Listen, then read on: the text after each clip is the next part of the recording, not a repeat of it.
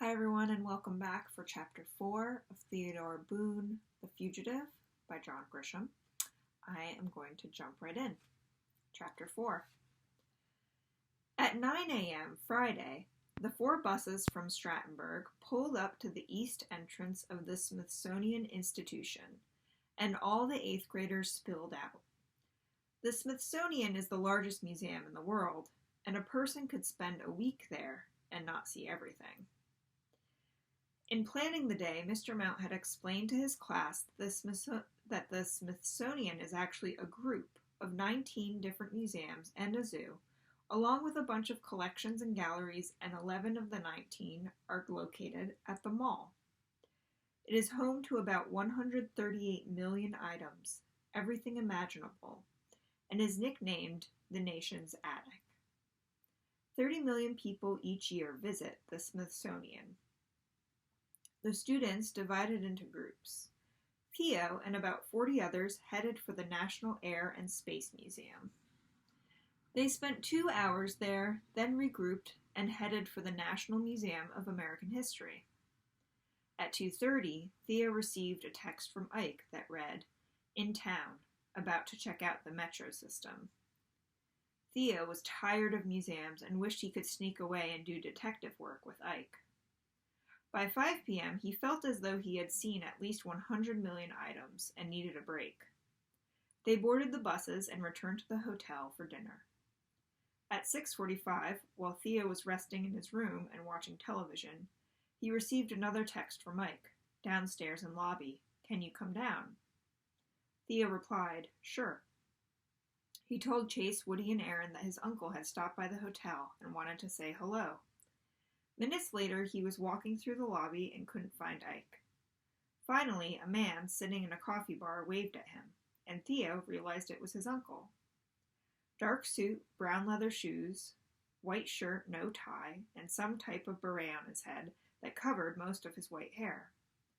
The rest, the long part, was stuffed under his collar. Theo would never have recognized him. Ike was sipping coffee and smiling at his favorite nephew. "So how's the great tour of Washington going?" he asked. Theo gave a heavy sigh as if he was exhausted. He rattled off the adventures of the day at the Smithsonian and said, "Tonight we're watching a documentary film at the Newseum. Tomorrow we do the Washington Monument and then visit the war memorials. Sunday we see the Capitol, the White House, and the Jefferson Memorial, and by Monday I think I'll be ready to head home." "But you're having fun, right?" "Sure, a lot of fun. Ford's Theater was pretty cool. So was the Lincoln Memorial.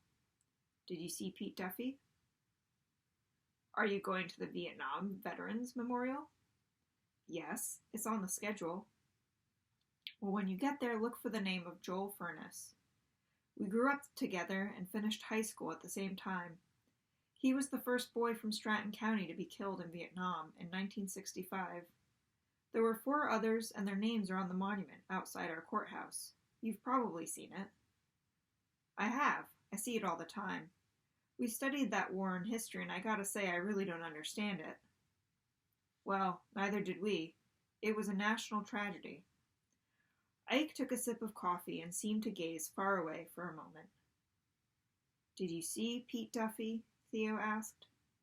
"Oh, yes," Ike said, snapping back and glancing around, as if the wrong people might be listening. No one was sitting within 30 feet. Theo glanced into the wide-open lobby and saw Mr. Mount walk through in the distance. Ike continued. "I camped out in the Judiciary Square station, 2 stops before Metro Center, where you guys got on yesterday. I saw no one who looked familiar. The train arrived at 4:45, 8 cars. I got in number 3, looked around as quickly as possible, did not see anyone. At the Metro Center stop, I moved to the 4th car. No one. At the Farragut North Station, I moved to the 5th car, and bingo. It was crowded, as you said, and I slowly moved closer to the man we're calling Pete Duffy. He was lost behind his newspaper, but I could see the side of his face. He never looked up, never looked around. He was lost in his own world. I backed away and stayed hidden in the crowd. As we approached the Tenleytown station, he folded his newspaper and stood up. When the train stopped, he got off. I tagged along and was able to follow him to a small apartment building on 44th Street. He ducked inside. I assume that's where he's hiding. Why would he hide in Washington? Why not Mexico or Australia? Because that's where we expect him to be. Often it's the guy who's hiding in plain sight that's never discovered. I saw a movie one time where this guy was running from the FBI, and he had all kinds of plastic surgery to redo his face. You think Duffy's done that? No, but he's definitely changed hair color and grown a mustache. He's wearing glasses, but they're fake. I watched him read the newspaper, and he did so while looking over his glasses. So why is he here? I don't know, but he could be waiting on a fresh set of papers. Driver's license, birth certificate, social security card, passport. There are a lot of good forgers here in D.C., shady outfits that can produce all manner of paperwork that looks legitimate. It's not easy leaving the country on the run, and it can be even harder entering another country without good paperwork. Also, maybe he's staying close to his money. Maybe he has a friend here or two, and they're helping him plan his escape.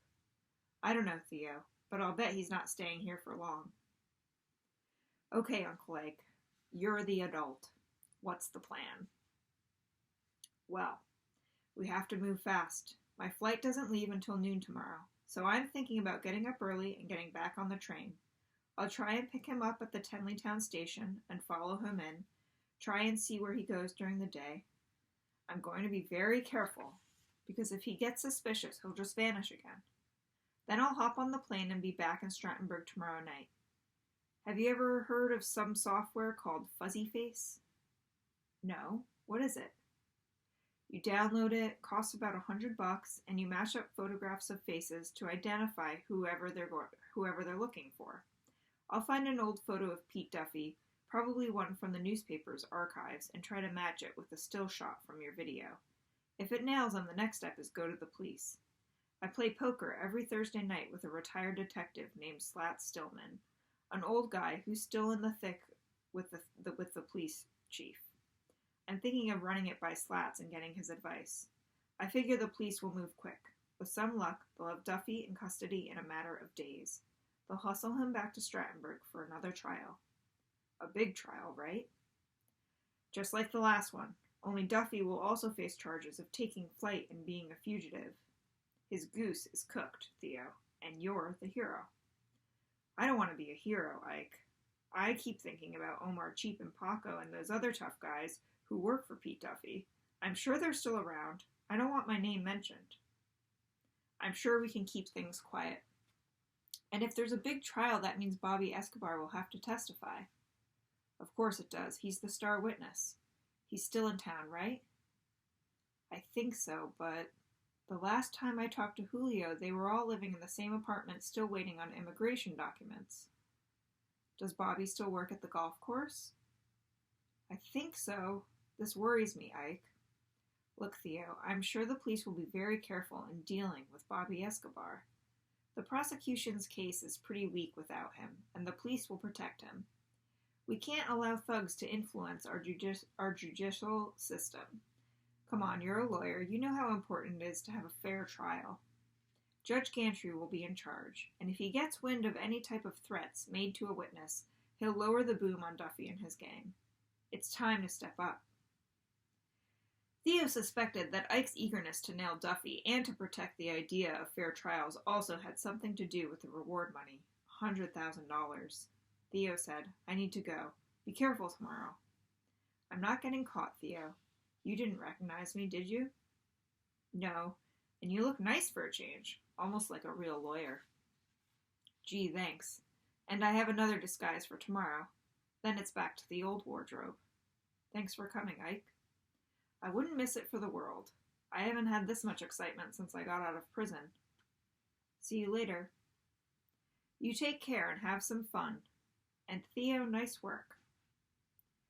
As Theo rode the elevator back to his room, he asked himself if he was doing the right thing.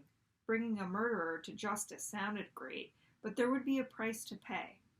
He thought about calling his parents and telling them, but such a call would only worry them.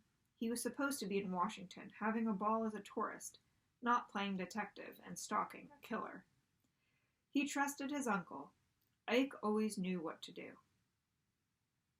Early Saturday morning, Theo, his roommates, and 40 other students got off the bus near the mall and headed toward the Washington Monument.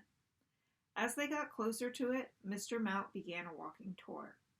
He explained that the monument, built of course to honor our first president, is a true obelisk and is constructed of marble and granite. At 555 feet in height, it is still the world's tallest all-stone obelisk. When it was completed in 1884, it was the tallest structure in the world, a record it held until 1889, when the Eiffel Tower was finished in Paris. Construction was started in 1848, and it took 6 years to build the first 150 feet. Then, for a number of reasons, including a shortage of money and the Civil War, work on the monument was halted for 23 years. Theo wasn't sure about the other students, but after 2 days of nonstop history lessons, the dates and numbers were beginning to run together. They gathered at the base of the monument, waited in line for almost an hour, then entered the ground floor lobby. A friendly park ranger guided them to an elevator and locked the door. 70 seconds later, they stepped out and onto an observation deck 500 feet above the ground. The views were stunning. To the west, there was the reflecting pool and the Lincoln Memorial. To the north were the ellipse and the White House. To the east was the magnificent U.S. Capitol. To the southeast were the Smithsonian and rows of government buildings. Below the observation deck was a museum, filled with even more history. After 2 long hours, the students were ready to move. They descended in the elevator and left the lobby. At 11:46, Theo got a text from Ike. No sign of Duffy. Must have different route for SAT. At airport. Headed home. See you there. And that is it for Chapter 4. Thank you for joining, and tune in tomorrow for Chapter 5.